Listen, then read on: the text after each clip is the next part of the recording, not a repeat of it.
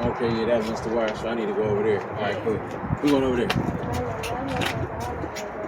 Matter of fact, If we're taking our advice from a 10-year-old. Yes, he done that before. wait. I didn't know. With the way you said it. Right.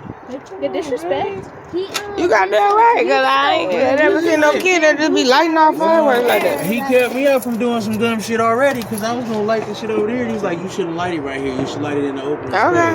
Okay.